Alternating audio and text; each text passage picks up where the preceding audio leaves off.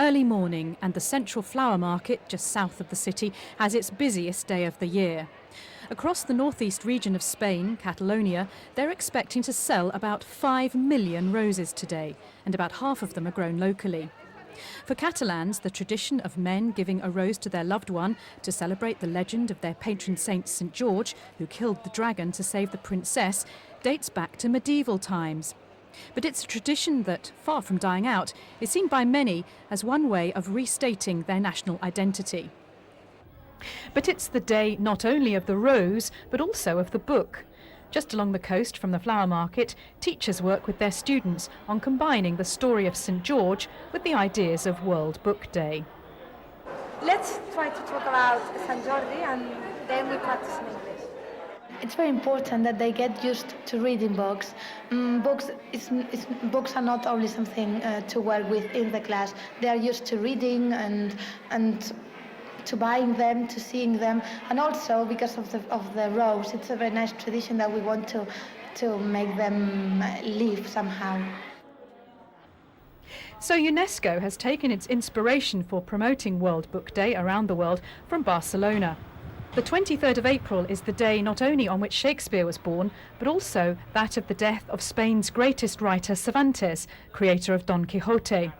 So the sudden flowering of roses and books, it's as if the city suddenly throws itself a surprise party, comprising Valentine's Day, a national holiday and a national book fair, all rolled into one. For us, as publishers and writers, it's really a quite extraordinary day. More than the 25% of the books which we sold in a whole year are sold in a single day. St. George Days, in some way, is a sort of national festival in which everybody makes a double present consisting on books and roses. But on the other hand, it's a very special day because we are in some way like farmers. We depend on the weather. Most of the books are being sold outside, in the streets. The Day of the Book and the Rose is very much a family occasion, and family businesses are at the heart of Barcelona life. That of Manuel Navarro, for instance, whose father started the company which now owns more than half the flower stalls in the city's famous avenue, La Rambla. But even an average flower shop will sell 1,000 roses on St. George's Day. Vull una bossa a Sant Jordi.